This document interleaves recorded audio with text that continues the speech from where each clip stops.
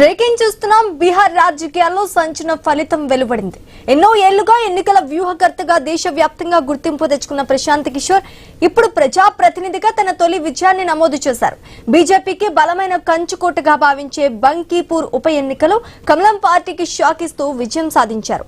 సుమారు 20,000 ఓట్ల మెజారిటీతో గెలిచిన ప్రశాంత్ కిషోర్ ఇక అసెంబ్లీలో తొలి అడుగు పెట్టబోతున్నారు. బంకీపూర్ ఉప ఎన్నికలో జనసురాజ్ పార్టీ వ్యవస్థాపకుడు ప్రశాంత్ కిషోర్ ఘన విజయం సాధించారు. బీజేపీ అభ్యర్థి నీరజ్ కుమార్ పై సుమారు 20,000 ఓట్ల ఆధిక్యంతో గెలిచి తన రాజకీయ జీవితంలో తొలి ఎన్నికలోని విజయ పతాక ఎగురవేశారు. దాదాపు 2 దశాబ్దాల పాటు దేశంలోని పలు రాజకీయ పార్టీలకు ఎన్నికల వ్యూహకర్తగా పనిచేస్తున్న ప్రశాంత్ కిషోర్ ఇప్పుడు ప్రత్యక్ష రాజకీయాల్లోనూ తన సత్తా చాటారు.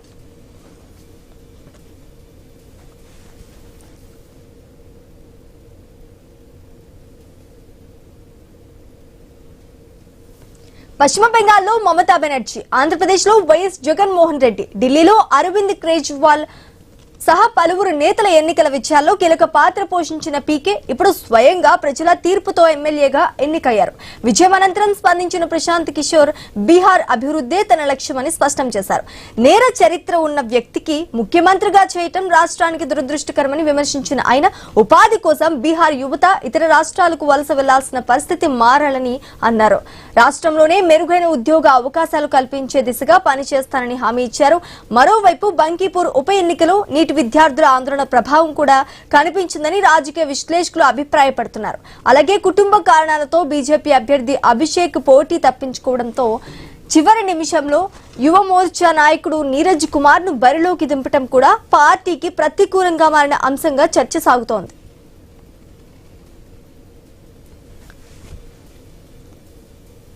नहीं रहा है, अभी तो सत्ता में भाजपा है, डबल इंजन की सरकार है. आने वाले 3 बरस में मेरी अपेक्षा ये है कि दिल्ली और राज्य दोनों मिलकर बिहार की तरक्की में पूरी ताकत लगाएं. बिहार से पलायन बंद हो, बिहार के बच्चों को रोजगार के लिए बाहर न जाना पड़े. ये सिंगल एजेंडा है. अगर ये होगा हम लोग भाजपा के पक्ष में वोट करने के लिए कहेंगे, लेकिन आप पहले पलायन रोकिए. बिहार के हर प्रखंड में, हर जिले में फैक्ट्री लगाने की व्यवस्था कीजिए. अगर गुजरात के हर प्रखंड में, हर तहसील में, हर मंडल में, हर जिले में फैक्ट्री लग सकती है तो बिहार में क्यों नहीं? अगर सूरत में 10 लाख लोग नौकरी मजदूरी कर सकते हैं तो पटना में क्यों नहीं, बेगूसराय में क्यों नहीं? ये बात होनी चाहिए.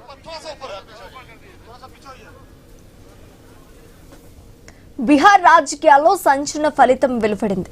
ఎన్నో ఏళ్లుగా ఎన్నికల వ్యూహకర్తగా దేశవ్యాప్తంగా గుర్తింపు తెచ్చుకున్న ప్రశాంత్ కిషోర్ ఇప్పుడు ప్రజాప్రతినిధిగా తన తొలి విజయాన్ని నమోదు చేసుకున్నారు. బీజేపీకి బలమైన కంచుకోటగా భావించే బంకీపూర్ ఉప ఎన్నికలో కమలం పార్టీకి షాక్ ఇస్తూ విజయం సాధించారు.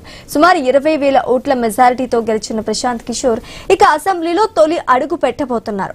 బంకీపూర్ ఉప ఎన్నికలో జనసురాజ్ పార్టీ వ్యవస్థాపకుడు ప్రశాంత్ కిషోర్ ఘన విజయం సాధించారు. బీజేపీ అభ్యర్థి నీరజ్ కుమార్ పై సుమారు 20,000 ఓట్ల ఆధిక్యంతో గెలిచి తన రాజకీయ జీవితంలో తొలి ఎన్నికలోనే విజయ పతాకం ఎగురవేశారు.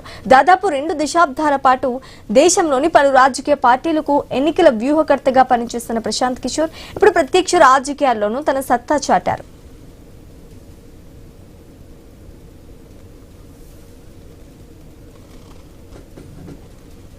పశ్చిమ బెంగాల్లో మమతా బెనర్జీ, ఆంధ్రప్రదేశ్ లో వైఎస్ జగన్మోహన్ రెడ్డి, ఢిల్లీలో అరవింద్ కేజ్రీవాల్ సహా పలువురు నేతల ఎన్నికల విజయాల్లో కూడా కీలక పాత్ర పోషించిన పీకే ఇప్పుడు స్వయంగా ప్రజల తీర్పుతో ఎమ్మెల్యేగా ఎన్నికయ్యారు. ఇక ఇదే అంశానికి సంబంధించి పూర్తి డీటెయిల్స్ మా ప్రతినిధి గోపినాథ్ అందిస్తారు. గోపినాథ్.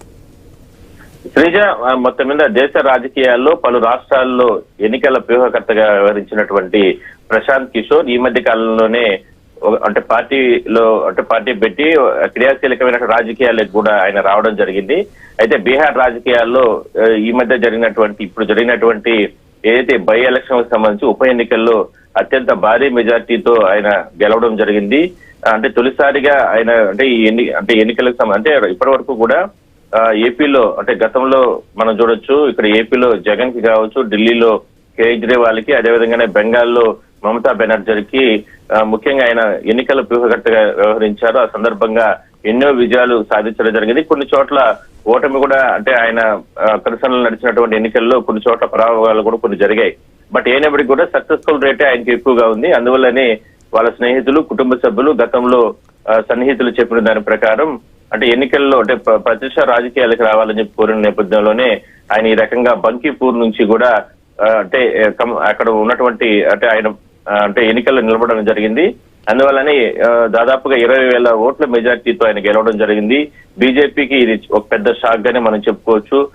బీజేపీకి ఎందుకంటే అక్కడ క్రియాశీలకంగా చాలా బలమైనటువంటి నేత ఉన్నప్పటికీ కూడా ప్రశాంత్ కిషోర్ వైపే అక్కడ స్థానిక ప్రజలందరూ కూడా ఓటర్లందరూ కూడా మొగ్గు చూపే ప్రయత్నం చేశారు. అందువల్లనే ఇంత భారీ మెజారిటీ వచ్చినట్లు కూడా రాజకీయ విశ్లేషకులు చెప్తున్నారు. సో మొత్తం మీద భవిష్యత్తులో ఏదైతే బీహార్ రాజకీయాల్లో పెను సంచలనంగా కాబోతుందంటూ కూడా రకరకాల ప్రచారం జరుగుతుంది. ప్రశాంత్ కిషోర్ ఇక రాష్ట్ర వ్యాప్తంగా కూడా యువతకి పెద్దపీట వేసే విధంగా కూడా కొన్ని కీలక నిర్ణయాలు తీసుకోబోతున్నారు.